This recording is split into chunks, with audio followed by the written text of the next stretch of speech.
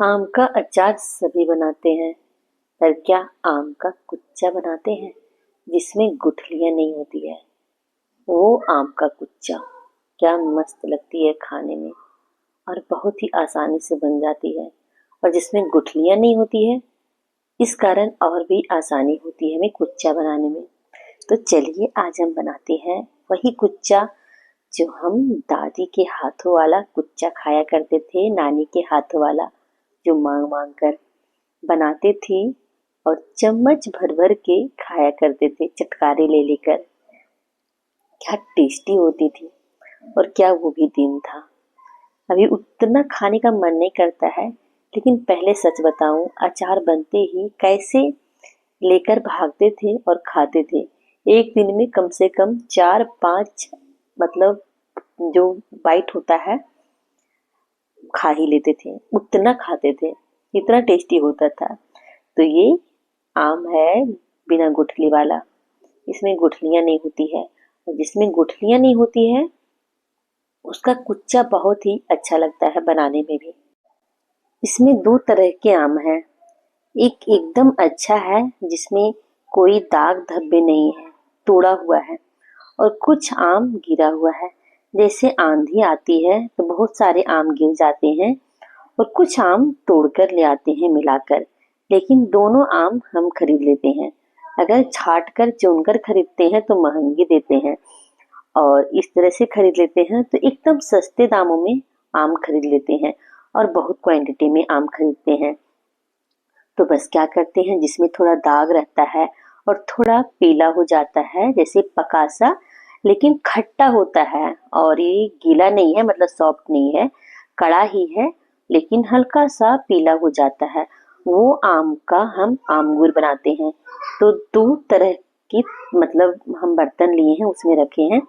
एक में रख रहे हैं जिसमें थोड़ा दाग धब्बे है वो, और एक में रख रहे हैं जो एकदम अच्छा है, फ्रेश है वो।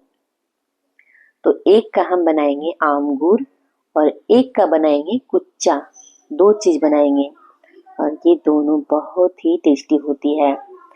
तो क्या करेंगे, जो मतलब थोड़ा बहुत गुठलियां हैं, मतलब एकदम सॉफ्ट गुठलियां हैं, हार्ड नहीं है, कट जाती है उस तरह से है, क्योंकि आम में थोड़ा बहुत गुठली तो अभी आ ही गई है, लेकिन इधर की जो आम है अभी उसमें उतनी गुठलियां नहीं आई है। और देखिए ये फ्रेश वाला आम है, इसका कुच्चा बनाएंगे, और ये जो आम है इसका हम आमगूर बनाएंगे। दोनों काटते वक्त अलग कर लिए।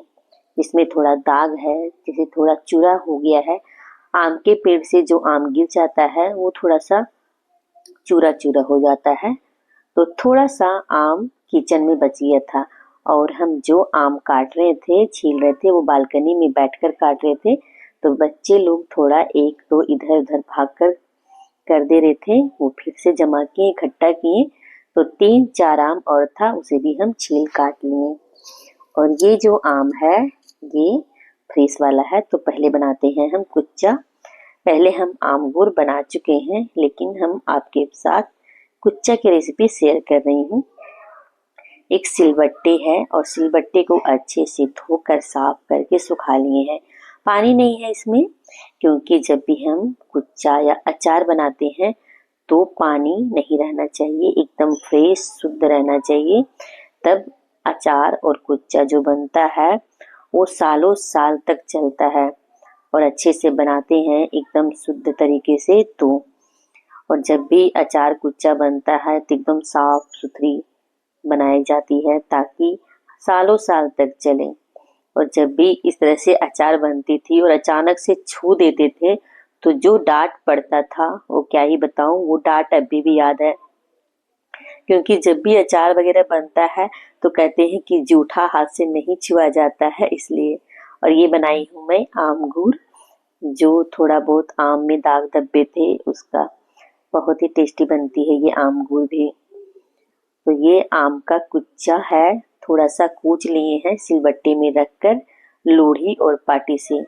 पहले हमारे घरों में इमाम जस्ता होता था, उसमें कूटते थे, लेकिन सिलबट्टे में कूटी हूँ, टेस्ट बहुत ही अच्छा आता है। अब बारी आती है हमें मसाले बनाने की। बाकी मसालों की अपेक्षा धनिया की क्वांटिटी थोड़ा ज़्यादा होता है, मतलब 4 गुना। तो धनिया है और ये मिर्च, तो मिर्च अपनी क्वांटिटी के अनुसार डालते हैं कि तीखा हमें कितना रखना चाहिए उतना। तो ये कम से कम जैसे सारे मसाले हम 1 चम्मच डाले हैं और सरसों 2 चम्मच है। जैसे मेथी है, जीरा, सौंफ, अजवाइन और सरसों, सरसों 2 चम्मच है, बाकी बस सारा मसाला 1 चम्मच है। और धनिया है कम से कम 7-8 चम्मच, उतना है, मतलब क्वांटिटी थोड़ा ज़्यादा है धनिया का। अब सब मसालों को अच्छे से भूनेंगे, सिर्फ गर्म नहीं करेंगे, हल्का सा भूनेंगे भी। इसका जो स्वाद अच्छा आता है, मतलब ये मसाले जब भूनते हैं तो स्वाद अच्छा आता है। ऐसे ही नहीं कि सिर्फ गर्म कर देना, वैसा नहीं, हल्का सा भूनना है। तो इसका जो सौंधापन है वो आता है जब हम कुच्चा में डालते हैं, अचार में डालते हैं। तो बस वही करती थी दादी, नानी, मम्मी, और हमारी सासू माँ भी अचार बनाती है तो बहुत ही टेस्टी बनाती है। बस उन्हीं लोगों को देखकर अचार बनाना मैं सीखी हूँ, बहुत ही अच्छी बनती है। तो ये जो मसाले हैं वो सिलबट्टे में मैं पीस रही हूँ, मिक्सर की जार में भी डाल दीजिए और मिक्सी में चला दीजिए, दरदरा लेकिन पीसना है, लेकिन हल्का सा स्वाद अच्छा आता है सिलबट्टे में पीसा हुआ। तो मैं अब डाल रही हूँ मसाला ये कुच्चा में। तो पहले नमक है, तो नमक को डाल रही हूँ, और हल्दी है, तो 2 चम्मच है, इससे छोटी चम्मच है हल्दी।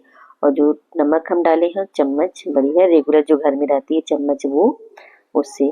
और जो ये लाल मिर्च है वो काश्मीरी लाल मिर्च है, हल्का सा कलर लाने के लिए डाली हूँ। और जो सारा मसाला है वो हम इसमें डाल दिए हैं। अब बारी आती है तेल देने की। तो तेल क्या होता है कि बहुत से लोग कच्चा डाल देते हैं, बहुत से लोग क्या करते हैं थोड़ा सा गर्म करके डालते हैं, मतलब पका कर डालते हैं। तो हींग भी डाल दिए हैं, हींग का फ्लेवर अच्छा आता है जब हम तेल में डालते हैं। तो तेल को ठंडा कर लेंगे, इसके बाद डालेंगे हम ये कुच्चा में, आम का कुच्चा में। और हम कच्चा हम सरसों का तेल भी डाल सकते हैं। तो क्या होता है कि जब सरसों का तेल हम कच्चा डालते हैं तो आम का जो अचार है, कुच्चा है, वो सालों साल तक चलता है। लेकिन जब पुराना हो जाता है तो उसमें अलग सा स्मेल आ जाता है, तो वो नहीं आता है जब हम तेल को पका कर डालते हैं। तो बस यही बात है। अगर जब ज्यादा दिन हो जाता है अचार तो देखते होंगे कि कुछ एक स्मेल सा आने लगता है और एक अलग सा स्वाद आने लगता है, वो नहीं आता है जब हम तेल को पकाकर डालते हैं। तो जब भी अचार बनाए तो सरसों का तेल ही डालना चाहिए और थोड़ा सा गर्म करके डालना चाहिए। तो बस सारी चीज को मिक्स कर दिए हैं और आप देख रहे हो कितना अच्छा कलर आया है। और यही कलर आना भी चाहिए कुच्चा में, बस यही कलर रहता था जो हमारी दादी, नानी, मम्मी बनाया करती है, सासू माँ बनाया करती है, बस यही कलर आता है। और अब क्या करते हैं, काश्मीरी लाल मिर्च का पाउडर डाल देते हैं और एकदम रंगीन सा बना देते हैं, लेकिन वो कलर नहीं आना चाहिए, कलर यही आना चाहिए। अब लेते हैं हम एक जार, तो आप कांच की जार लीजिए या फिर फाइबर की। तो मैं फाइबर की जार ली हूँ क्योंकि मैं कितनी बार मेहनत करके धोखा खाई हूँ, कांच की जार टूट जाती है और सारा अचार कुच्चा बर्बाद हो जाता है। एक कोल है, इसे लकड़ी का कोयला बोलते हैं, उसे जला लिए हैं और इसमें डालेंगे थोड़ा सा घी, हल्का सा स्मोकी फ्लेवर आएगा। और डब्बे में लगाएंगे धुआं, तो थोड़ा सा हींग डाल दिए हैं और इस डब्बे को बंद कर दे रहे हैं।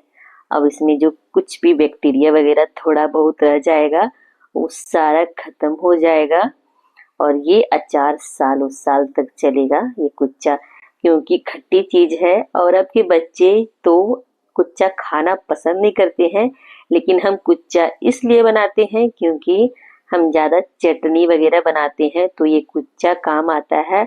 और खासकर जब कुछ समझ में नहीं आता है और बहुत मन करता है कभी कभी कुच्चा अचार खाने का तो खाते हैं।